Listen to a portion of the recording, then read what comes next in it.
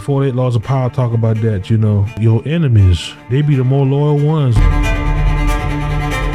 All I do is cuss, smoke cigars, and drink bourbon. Those are all of God's creation, as far as I'm concerned. If somebody had to die, it ain't me. And I'm okay to take that shot.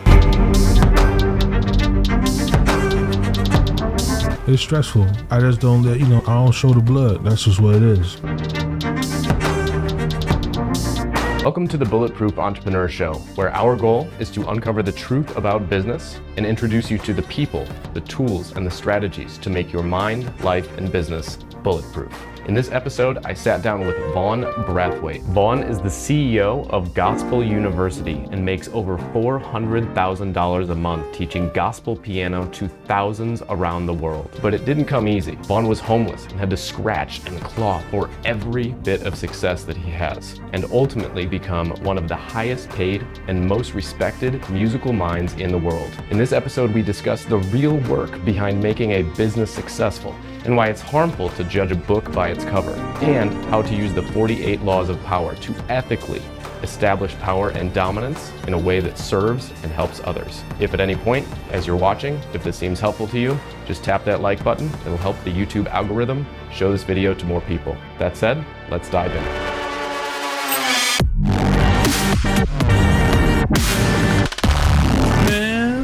Man. I'm glad to be here. Hey, I'm glad to have you, bro. Thank you for coming down. Bro, I gotta do anything for my man Bullet. Hey, I appreciate that. Bullet. I appreciate that. I was looking for that car outside, though. I didn't see that car. Oh, we'll check that out after. Yeah. I said, pulling up. I was like, this is okay. Yeah. My man's doing something big over here. I appreciate you. I'm working on it. Likewise, dude. Likewise. I got to be honest. I'm been super stoked to have you you come down. Just in hanging out. I'm like, this is gonna be whatever we end up rapping on. Honestly, is gonna be awesome. It's always a good vibe, man. Yeah. Now we just got cameras. That's all it is. 100%. So before we dive into all the juicy stuff, pre-frame me a little bit. Like, what's the background behind the handsome gentleman that sits in front of me today? I mean, born and raised Brooklyn, New York, man. Came up, caught music early.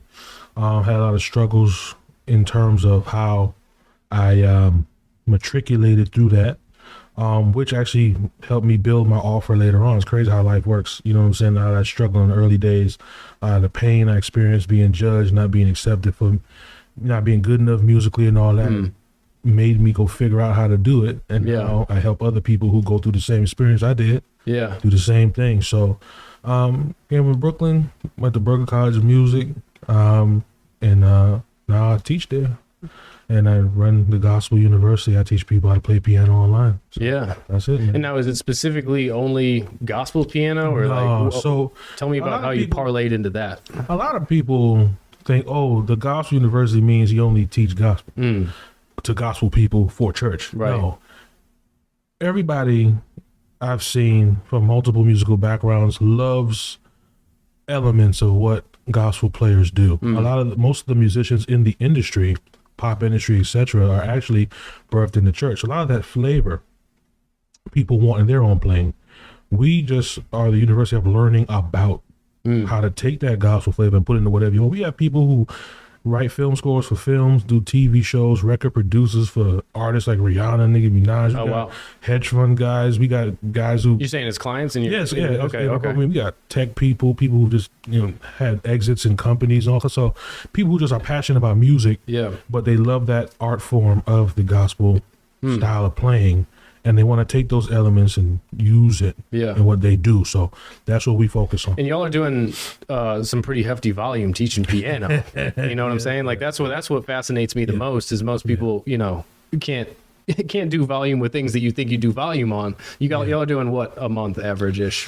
At the top end, I would say I almost touching 400. Yep. At the lower end, I would say we've done 120. Wow. Yeah. Teaching piano. Yeah. So I tend to be the unicorn at a lot of the events we go to. Yeah. Well, you and I, that's, I think, part of how you and I connected is like, you probably got a lot of shit from people about like, you can't sell a piano offer. Well, man, you know what it was? It wasn't that per se, because one of the most brilliant marketing minds in our space actually has a company teaching piano. Okay. It was just at doing it at the ticket price. Yeah. and creating. There were a lot of people in my space, but the results were lacking based on consumer feedback. And we both came through, our buddy Dan, and Yeah. he always said you got to make a great product first. 100%. You know what I'm saying? You can't polish a shit turd, too Yeah. much. It ain't gonna do nothing. It'll still be shit at the end of the day. So that made me focus on really creating the greatest experience and transformational experience for my students. And then when people started saying, "Oh shoot," then I started, okay, how can I make this work? What I want to get, Yeah. and I put all the way back into doing the program. Like, I still live cool. I'm chilling. You know what I'm saying? But it is what it is. Yeah. And this business is how old right now? 2015. Oh, What was damn. that? 8 years. All right. Almost 8. How old are you, if you don't mind me asking? Well, I'm about to be 34. Okay. Okay. Yeah, so I started it like 26ish.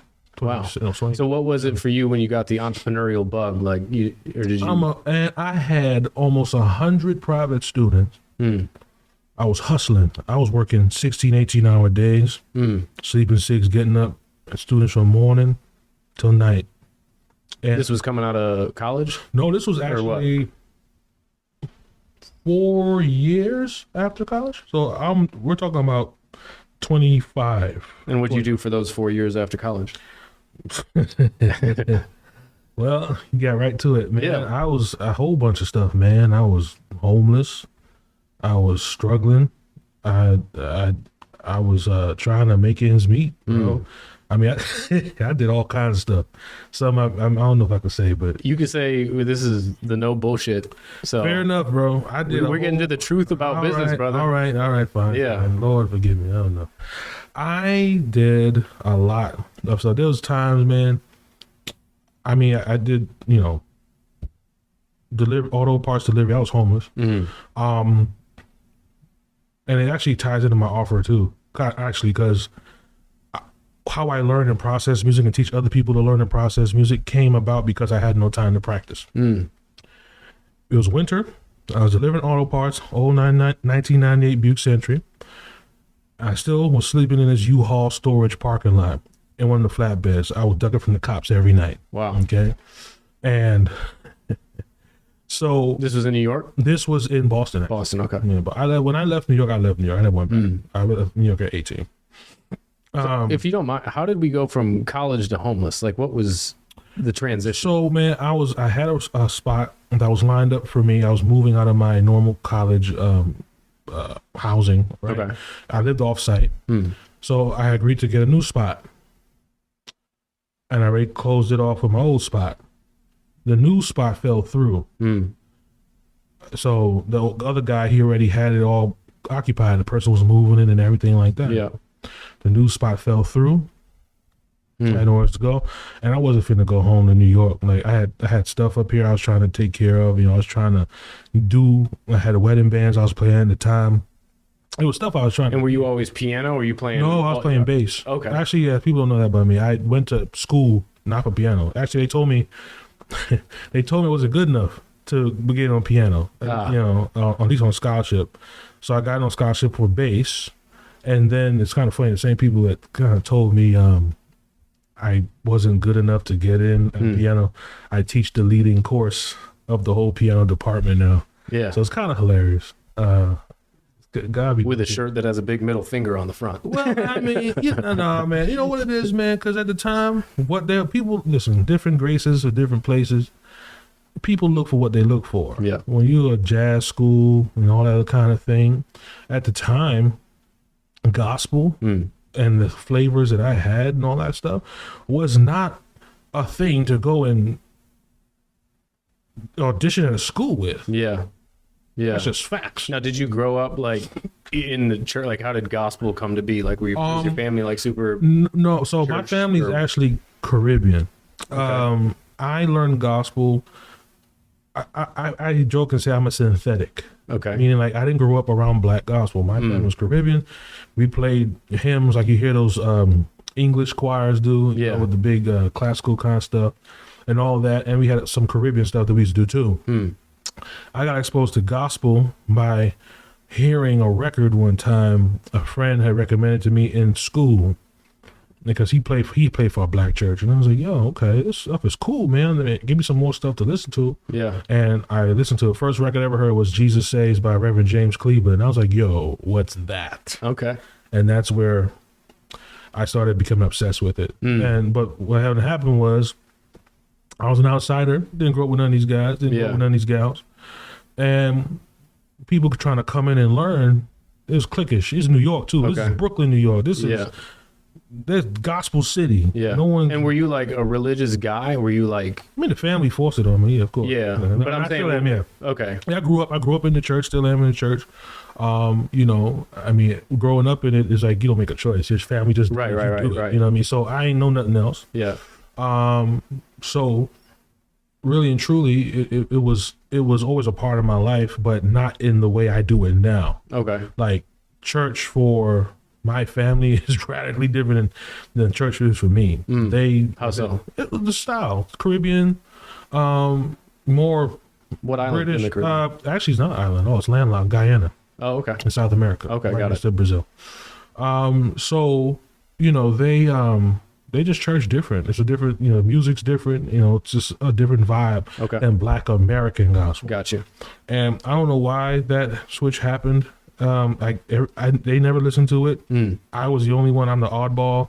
I'm like the only real musical person in my family. My sister is too, but you know, in terms of actually pushing it and doing it, like it was weird. But now look what I'm doing now, and I'm like, fair enough. Yeah. You know what I'm saying? So it's weird how it all came together. So then you went to college. Did you go on scholarship? How'd you put yourself through college? I ended up playing bass around the same time in my teens. And from early on, I was like, I want to play the instruments that pay the most. Okay. So keys players got paid the most, and bass players, some good bass players, got paid because most bass players suck. In New York, that's not so true. Everyone in New York is killing. Okay. But also too, where I was at, I was like, you know, if Berkeley's not gonna accept me on this instrument, I'll just try the other one. Yeah. And luckily, they gave me a good 50% scholarship. It wasn't the whole thing. Okay. The rest of it, you know, I had to pay cash. Yeah. So I was hustling. Yeah. You know, family was hustling, take care of that. So from there, you had a spot that fell through, and you were after school. Yeah, after school, Yeah. had a spot that fell through. You were hustling around. What is it? So you had a 4-year period between college ending and business starting. Yeah. And so how did you? When you started your business, was it like the model that you're running now to a degree, like online, or was it online? Yeah. Yes. Okay. Online. So yes. where did you find the idea? Where was the entrepreneurial epiphany that you could take this online? I stopped. I was like, yo, I got almost 100 students, and I keep repeating myself, and I gotta spend 16 hours a day doing this to make ends meet. Good money. What were you charging? At that point, $100 an hour. Okay. So we're looking at some pretty good paper, but I had no life to live with it. Yeah. You know what I mean? So, and at this point, obviously, housing had been figured out and all that. Sure. But I was like, I gotta make a course. Yeah. Because I keep saying the same stuff. And I was like, let me organize all this. Do you remember what you saw for the first time of like, I got to make a course? Because like there was a time in your life where that was like, didn't dawn on you to make a course. There was a time in my life that it didn't dawn on me to make a course and put it online. What do you remember? Actually, one of my friends, his name is, a shout out to you, Ernest Owens. He was, I just spoke to him today, this morning. Ain't that something? I ain't know I'm bringing you up, bro. You be all right. Shout out to Ernest. Sure not, Ernest. So he introduced me. It was bubbling. The idea was bubbling because I didn't want to spend my time 16 hours a day repeating myself all damn day. So I was like, what the hell am I going to do? Put a course. It just came to me to put, it's just a natural thing, put a course together. Okay. At that point in time, online stuff was starting, or at least I saw stuff around. Yeah. I knew there were online materials in my space. I saw online music lessons. I saw online courses. I was like, I'm going to do one too. Okay. Ernest made me understand. He introduced me to Derek Halpern. And that was the first marketing exposure I ever had. And I got Yes Engines. Okay. Old Derek Halpern product from Social Triggers. And I did my first launch, man, and we made a good 5 figures. I said, wait, hold on, what? 5 figures? All I did was a month of work, built a list, did a little Yeah. thing. I was hustling, playing wedding gigs. Yeah. Used that for my first ad budget. Yeah. You know, I was like, all right, we gonna do this and get a little lead magnet and nurture Yeah. them and all that. Do a product launch formula, Yeah. hot dog and all that. Man, made my first like 20. Nice. I said, whoa, for a month of work? God damn. I said, yo, we got to keep doing this. And that's where it started. That was 2015. That's what I think, yeah. And so fast forward all the way to today, maxed out. We've done 400K months. At the basement is shy. 120. Yeah, yeah. Oh, you know. Yeah. I mean, when we was in dance thing first, I started out when I was doing calls myself. When I got to remember my videos in the group, I'd be like, man, I got 40. Yo, I got 50. Yeah. Yo, I got 60. Yeah, You know? And then I was amped off for that. Yeah. And then, you learn and you switch things up and figure out how to build. And now I was able to hit those numbers, man. Yeah. Well, so along the way, the theme of this show, at least the attempted theme, is the truth about business, right? So I'm curious. There's been some truths that you've seen. There's been some lies that you've seen. There's been some improper expectations set at times, probably. I'm curious, what's the hardest lesson you've had to learn so far? Spanning back as far as you want to go, I'm just curious. What's been the most? I mean, obviously, being homeless was challenging. How about in business, though, specifically? I've almost been on my ass on business, too. Yeah, Jeez. tell me. The importance of a good back-end marketing system. Tell me more. In terms of, man, you got to have your emails and going out daily. You got to have a multitude of different entry points into your main core offer. You got to have a bunch of front end rotating things that lead to the same back end or some of the other stuff or sort. You have to have intelligent back end. You can't just, okay, I got the front end funnel and I get them on a sales call. Oh, it doesn't close. And you're like shit out of luck. Mm-hmm. You know what I'm saying? So how did you learn that? When was like that switch epiphany for you? Because for me, every hard lesson has always been some swift kick in the nuts. Oh, absolutely, man. I'm gonna tell you what. I neglected. I was surviving off of front end sales before high ticket. Was there a moment? Yeah, that- I'm about to say Okay, it right okay, now. okay. And I had no email back end, nothing like that. I had a dead list. Then all of a sudden, stuff shifted, and whatever the ad was doing, and no response, no sales. It was shitty leads, all kind of stuff. And guess what? I had to nurture these people on my list in months. Yeah. And I'm like, so I wasted 30 grand on ad spend, got nothing to show for it. And my list, as soon as I go type an email saying, hey, bounce, unsubscribe, like my unsubscribe rate was, they damn near shut down my drip account. I had drip at the time. Bums. But anyway, so I had to start over. I had to get export my list, the ones that actually was there. And then I had to make a new webinar, new thing, whatever. And then I realized, I heard about Ben Settle, and now I write emails every day. Well, at least I tried to. I'm still not all the way there. And when I don't do it for extended period of time, it kicks me in the ass. But the reason why I think that it's so important is because having it be automated is awesome and great. But for me, my way my mind works, I think 30,000 foot view, but not 30,000 foot view and granular at the same time. And that is what be getting me sometimes. Now I got people who can help me with that. But like when I look at like Andre Chaperone, he's the god of back end marketing, the god. And then Settle, what Andre does over a whole arc, Ben Settle did.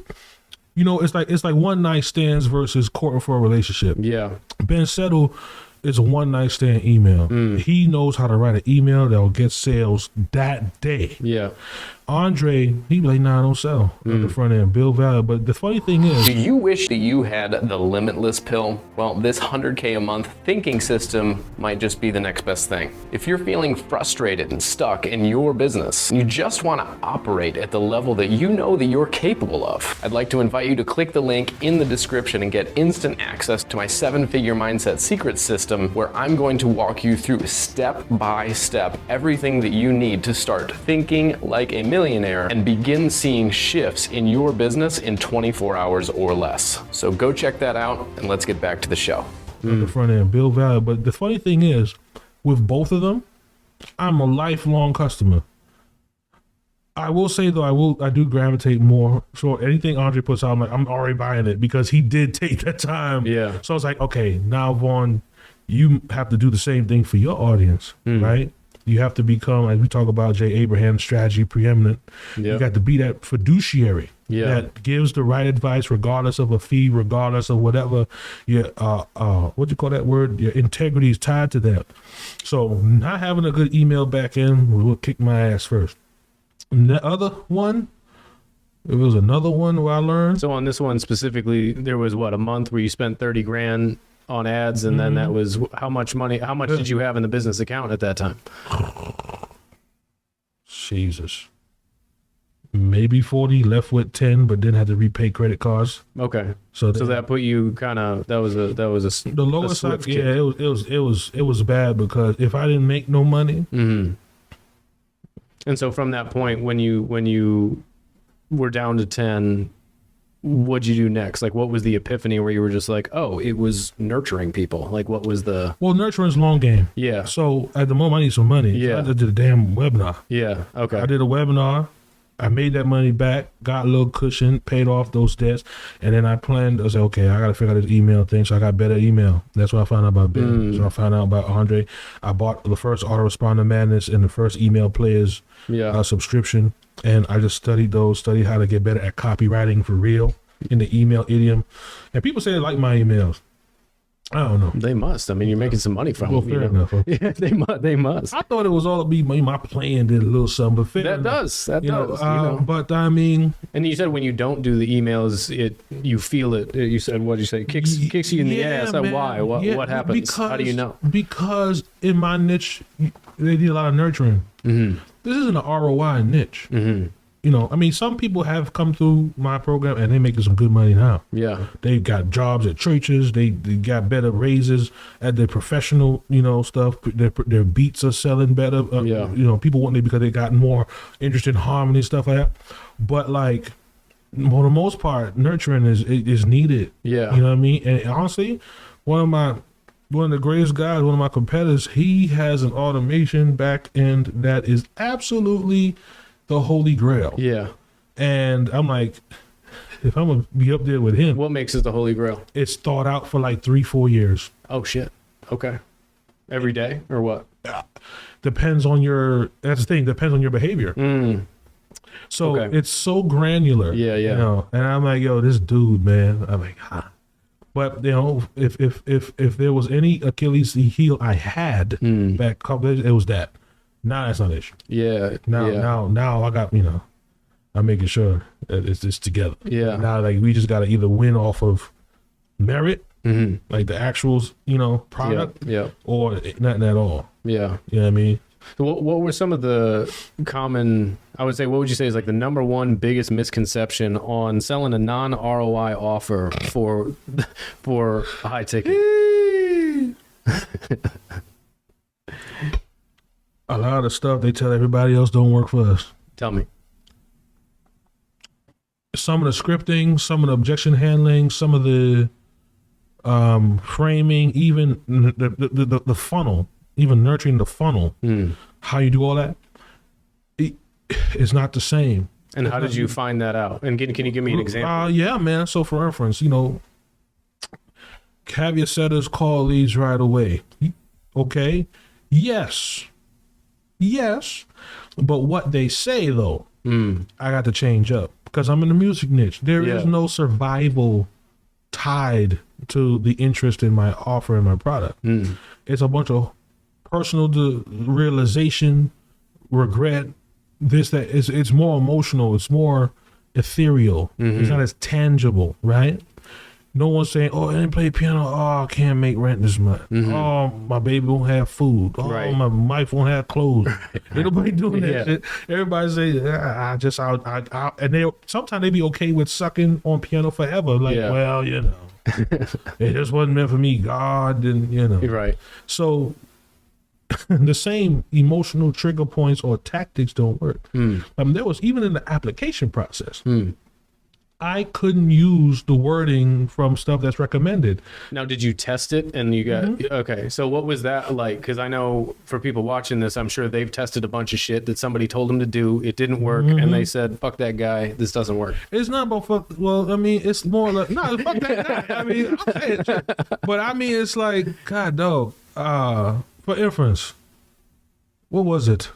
Oh, the financial qualifying question. Yeah. If you got an ROI offer, you can easily say, "Hey, how much money do you need to replace Right. to be able to substitute your current income and feel like you're successful having the money?" That's an easy way to set because it's tied to their life sucking right Sure. now. It's tied.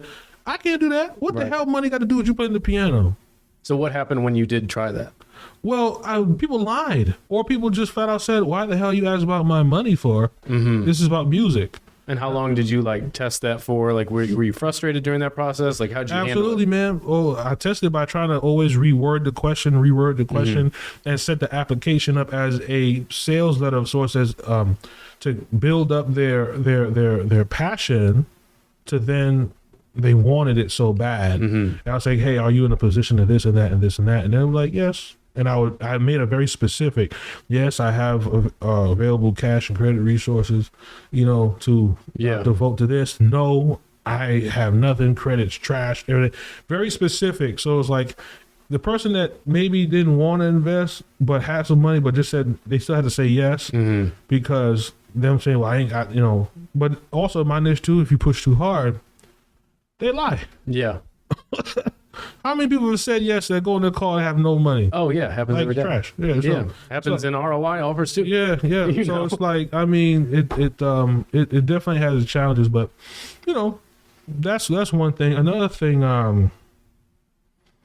Well, before you go into that, like, because you're kind of nonchalant about it, there's a lot of people probably watching this that have been fed just use these questions. It works for us and it works for everyone else. Just copy paste them, and they've done this right. And then what you and I have learned is that the mythical plug and play blueprint to being a millionaire overnight doesn't exactly play out quite that way. So I'm curious what that was for you when you tried the stuff and it didn't work. Were you just naturally like, okay, we'll pivot and that's fine because my shit's different? hell nah, stress, all kind of. I mean, I'm a big guy. I eat my stress away as fuck. And it is stressful. It's stressful. I just don't let I don't show the blood. That's just what it is. And is that by decision or is that Man, it's by like, necessity? Why do it? I mean, who need to see it in the first place? Fix the damn problem. And I you mean, would think so. no, I do think so. I know. a lot of people I'm don't. saying a lot of people are just, they thrive on showing the blood and how much of a victim they are because the big bad guru fucked them over. Well, if you go over there and choose to be a little sheep, and you see somebody working, you ain't asking no question, you ain't got no listen. I don't know what to tell you other than be willing to take the hard way. If you have a mindset, be willing to take the hard way, the hard route, to do the work, to say, I hear this template, I see this thing, but someone had to do the work. They are obviously successful because they did the work. I remember there was a quote by, I think it was one of the presidents, Teddy Roosevelt, something. You know what I mean? You have to say you got to build yourself up. You got to take the harder path. You have to take the elected hardship. You have to elect to take the hardship path because there's a character building journey that you miss out on.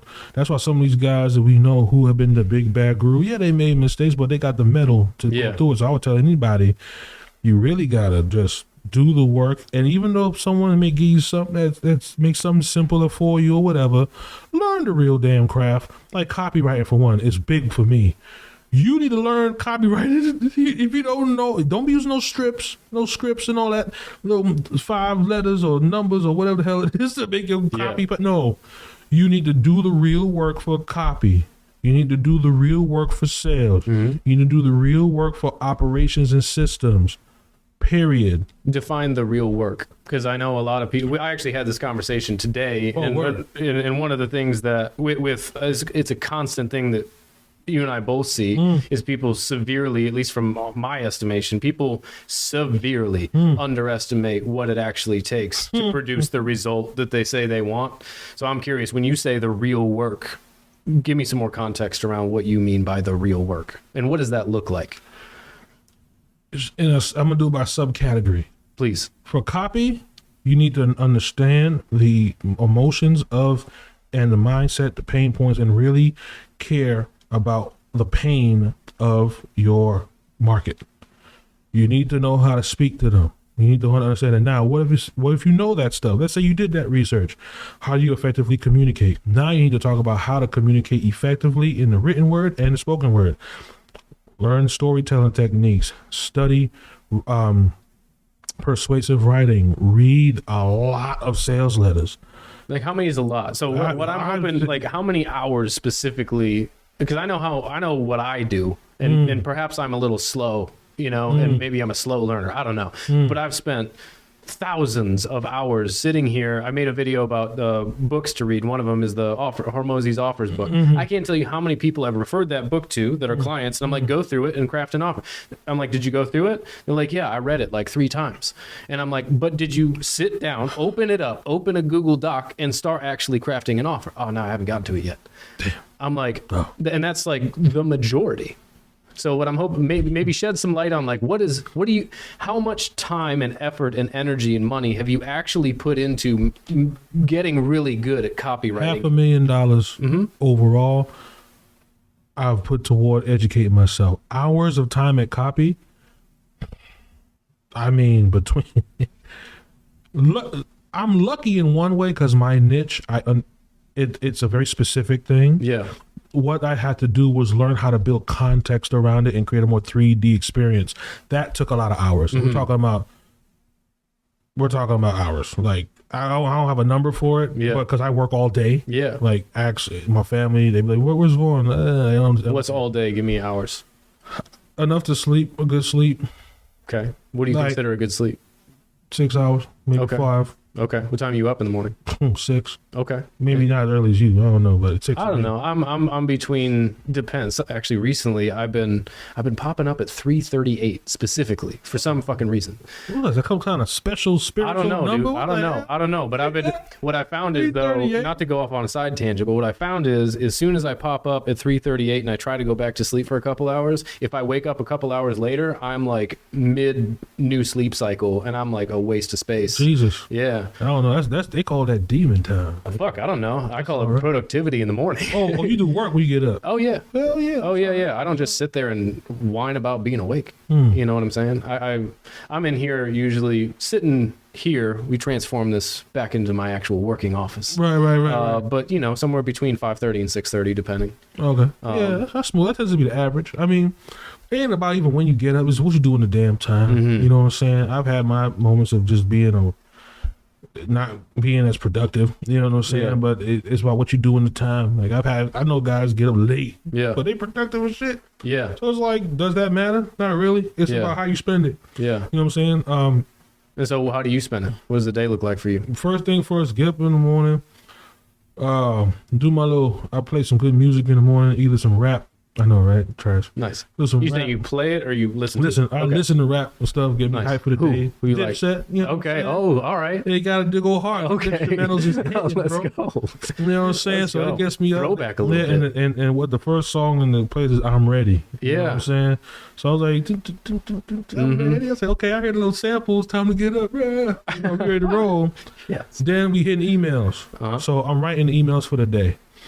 For my newsletter, for the list. Emails is in plural, or you? It depends how I feel, man. Sometimes at least one daily, but if I have a few in me, I'll knock them out and do Schedule? Yeah, I'll schedule them out. But I shoot for one daily only because for current events. Saturday, Sunday too? Yeah. Okay. Yeah. I usually do for current events to keep on the pulse what's going on so I can use that fodder for emails. Yeah. You know, so I'm always paying attention to stuff, you know, like trying to find ways to create hooks from anything. Like, say if you, I don't know, like you went back and busted behind on a chair or something, bust your ass in the chair.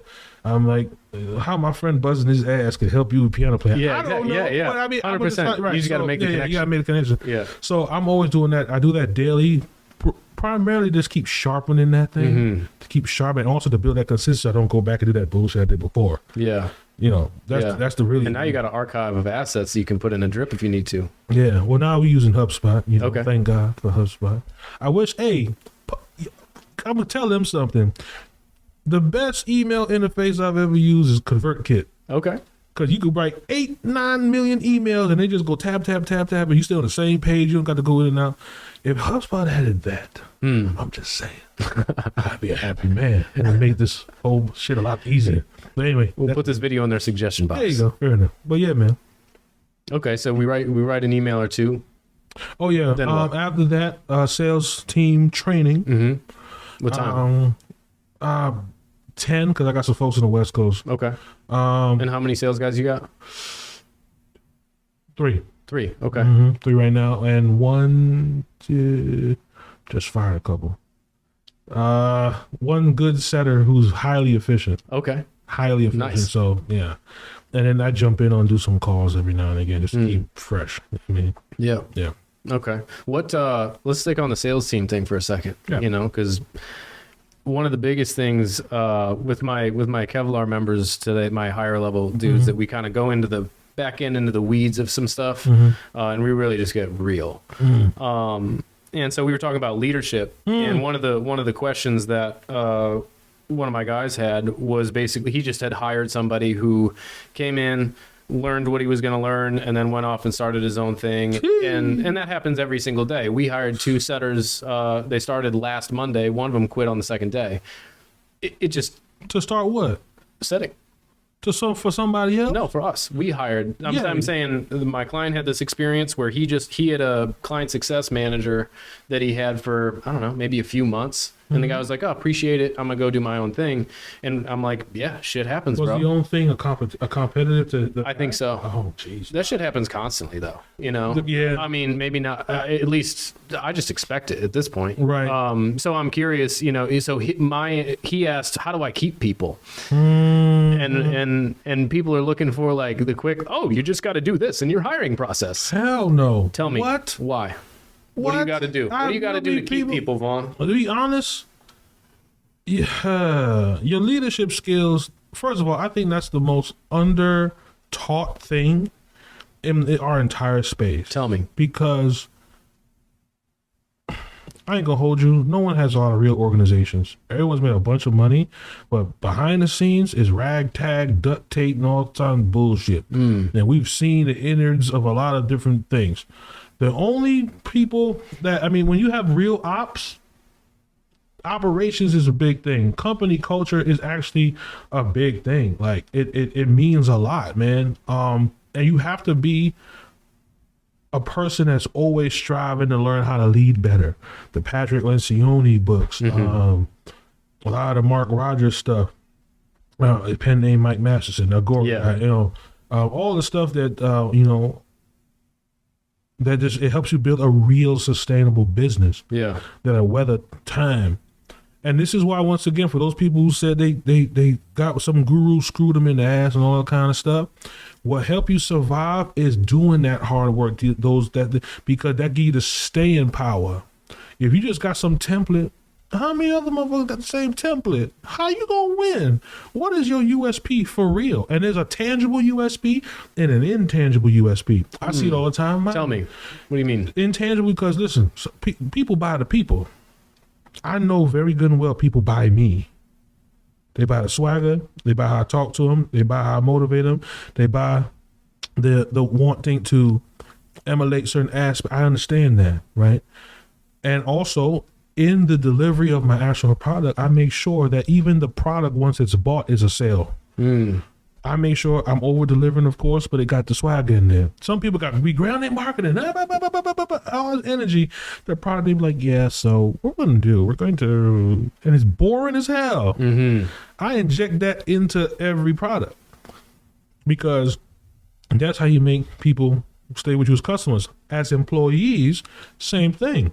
In my materials for them, the company culture, my meetings, I make sure the charisma's there. I make sure there's always something that they can be like, yo, I look up, like, keep that respect there, but not just because I have authority in that position. I'm your boss. No, that's going to wear very quickly, and all of that. You got to have something else that they admire in general, and that keeps people, staying for a while. And I've had, and even through some tough times, I've had some tough times in business, but people stuck with me.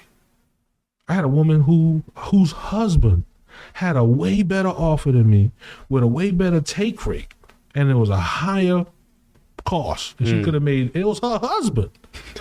And she stayed with me for a long time. Why? Because who I am as a leader. Yeah. And also the vision, and quite frankly, it just comes down to how you lead and also staying on the pulse of where they're at too. Like, I am very observant. I'm very empathetic. I can feel it, but not let it get to me. But I'm observant as hell. I've noticed that. My man. Tell me more about that. So it's like reading people to serve what it is they really need and truly need, and being able to give that stuff to them in an overt way. Like, there's a lot of times I'll see some, I'm like, okay, gotta do this. I don't say nothing. I just see me switching something. All of a Give me an sudden, example. You see, I could pull one up. One of my closers one time was like, it was like, yeah, I'm getting on these calls and I'm tired of people. What was the shit she said? It was something about, I don't even remember it. Get back to me on that one. I remember it was something I wanted to do, that specific one. But I mean, if you're talking about the concept, it's like, say you see somebody struggling with, I don't know, going up, they come into your building, your business, right? Yep. And you see them struggling to get in because there's high stairs or something like that. Okay. And then, you don't say nothing to them, but you install a lift or easy walk ramp. Yeah.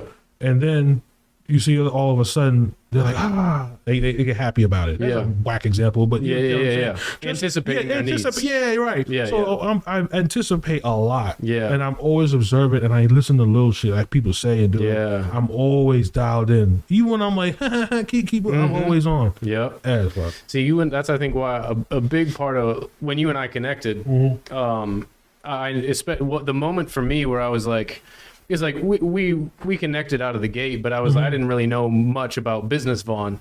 You know what I mean? I just knew about Vaughn cigar, cigar and bourbon Vaughn. That's right. That's right. But when we were waiting in Scottsdale, I think it was in maybe the August one where we were waiting for our flights, and it was like Sunday or whatever, and we were just chilling out in Diego area. Yeah, it was You were talking to one of your sales guys, and I remember listening to you snap into leadership, Vaughn. And I said, there's so few people that are able to articulate and take, like, I look at it this way too. It's like you give them kind of like a spiritual bear hug, because they're all but I saw big Vaughn, not the body, but like just really it's the energy. And I'm just like, that motherfucker can lead. So I'm curious, how did you become effective at that?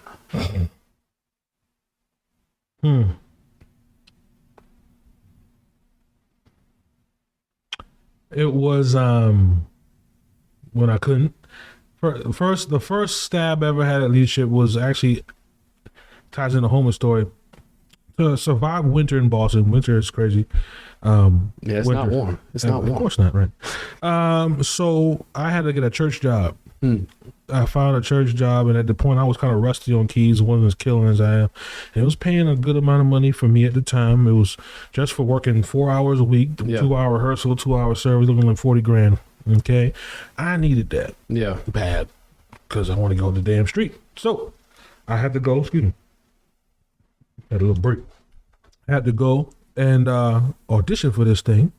So when I got the job, eventually, there was this absolute miserable woman that, for whatever reason, I'm the leader, but for whatever reason, she had the real power.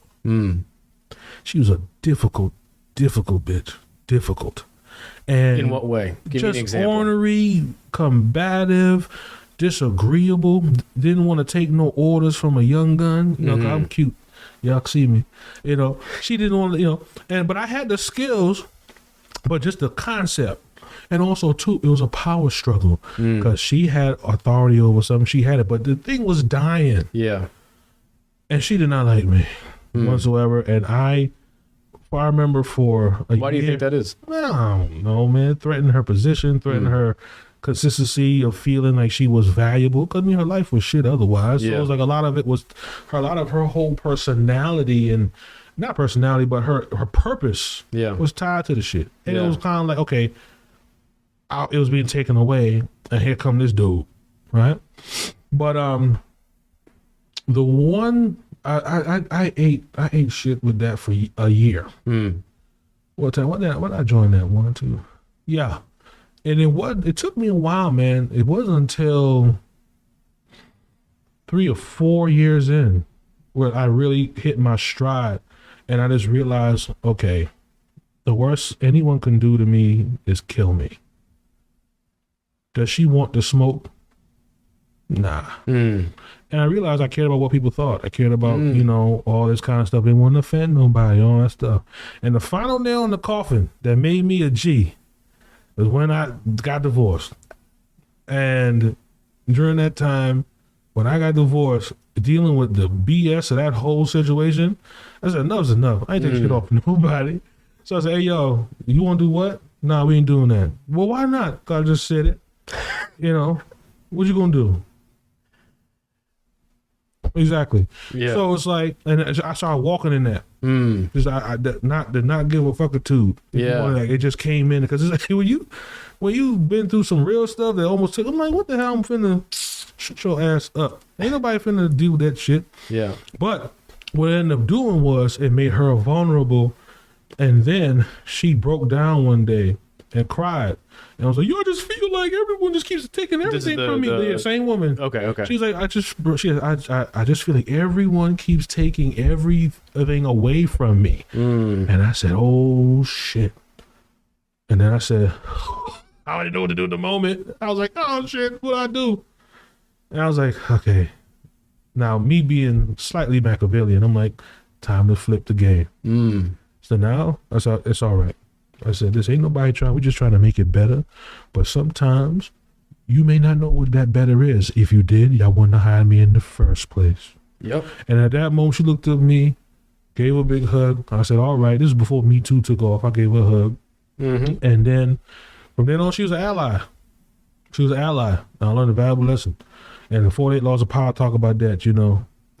Your enemies, they be the more loyal ones. Defeated enemies, what? It's facts.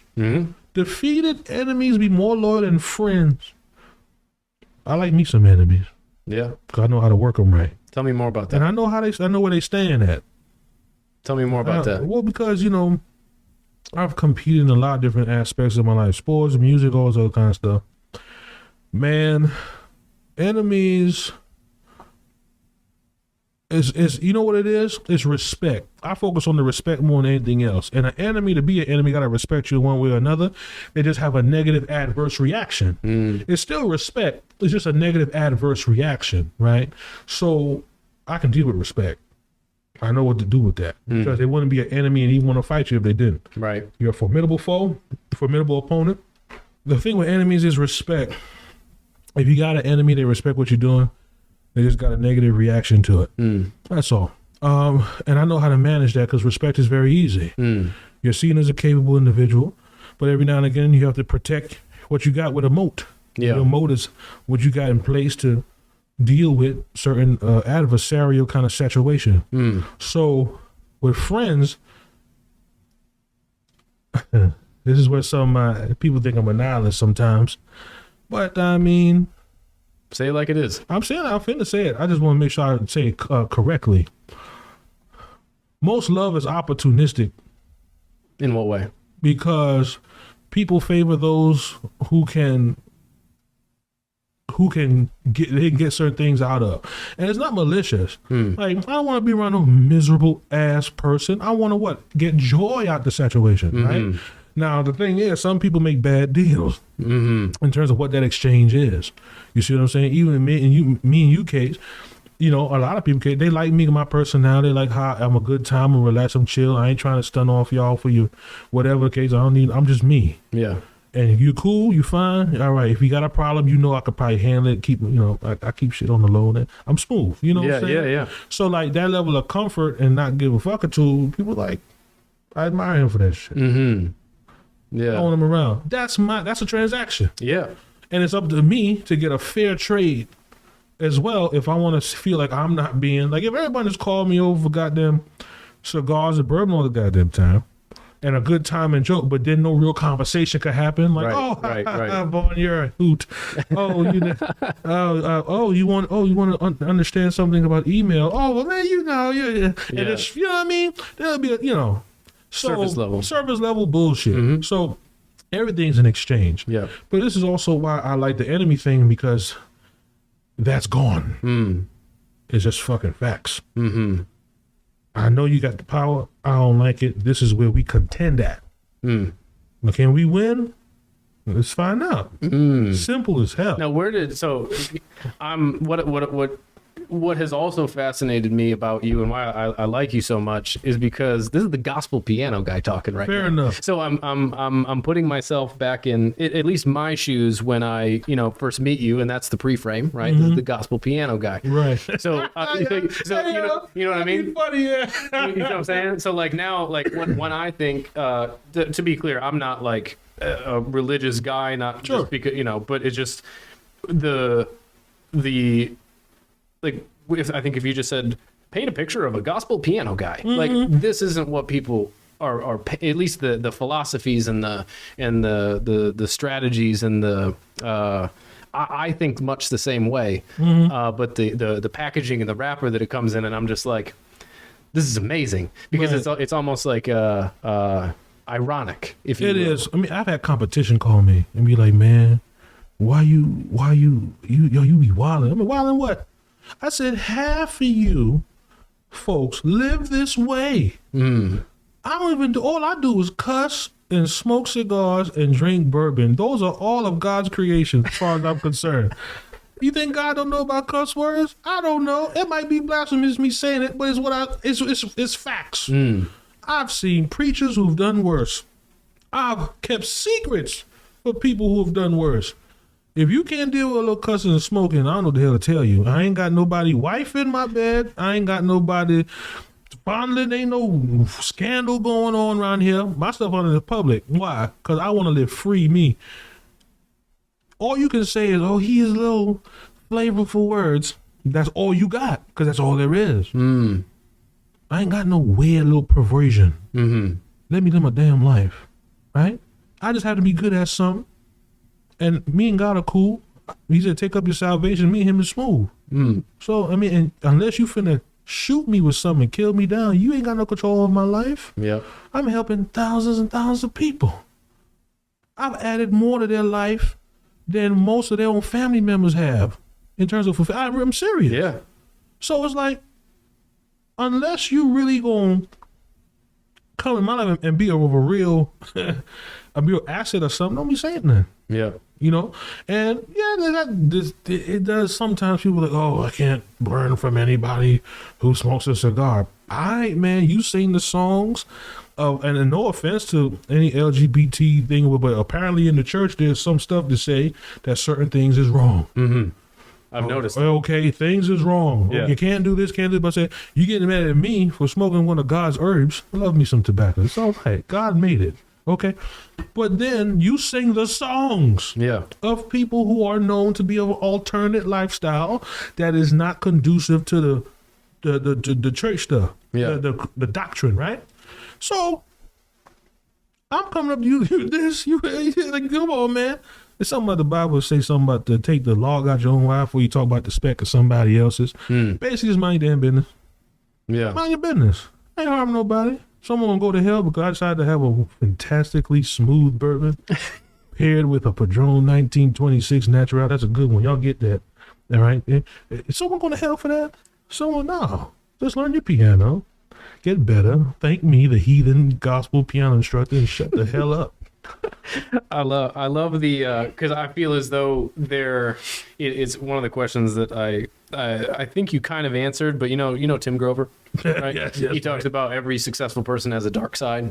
Oh yeah, Right. yeah. So what I'm hearing is like this perfect balance on. Now, perhaps you have a different answer to the question that I'm about to ask, but I'm seeing the. As you said, the Machiavellian, the 48 Laws of Power. This is not the gospel piano guy that people But would here's the funny necessarily thing. picture. Here's the joke. Yeah. The Bible is Machiavellian. How so? Every religious text. Yeah, read Proverbs and Ecclesiastes. That's some of the most based, ruthless shit. All kind of ruthless aspects to it. Whether And a if it's particular story overt- that pops out to you. I mean, jealousy, rage. David killed a man's wife because she was out there.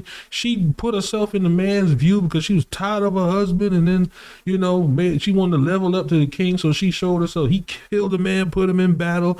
They had a baby. God was like terrible. But then in the same book, there's a part that says, if you just wanted her, you should have said something. So I'm like, wait. God said that if he just wanted another man's wife, he would have get. Wait, that don't make no sense. So it's like there's all these things in there that people have narratives about. And listen, I'm not saying it's right or wrong. It just is what it is. Yeah. And also, I know humans.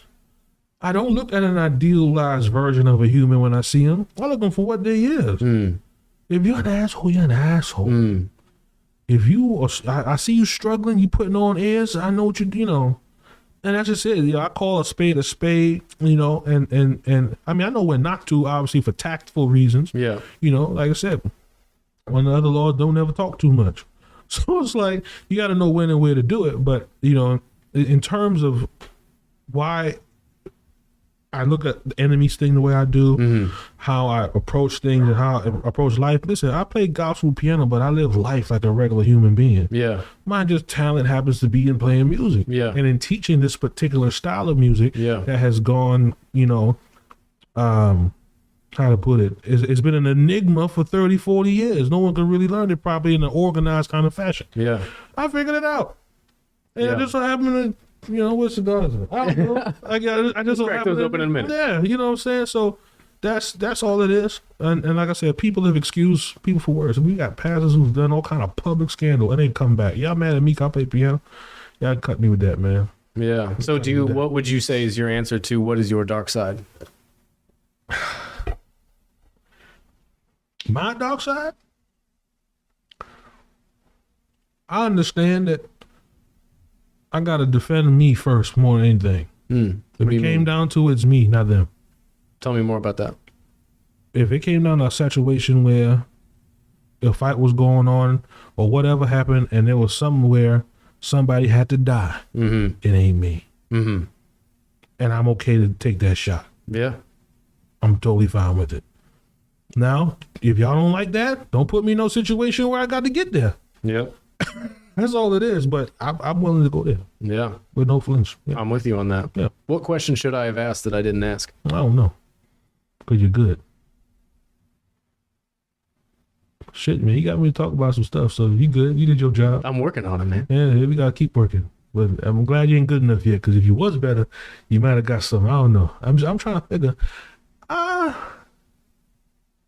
Nah, man, I think we good. Okay. I think we Okay. good. So where can people learn more about what you do? TheGospelUniversity.com, everybody. If you want to learn some piano and you feel like your stuff is basic and you need some flavor and you're tired of sounding bland and basic, come to the Gospel University. I'll take care of you. My people will take care of you.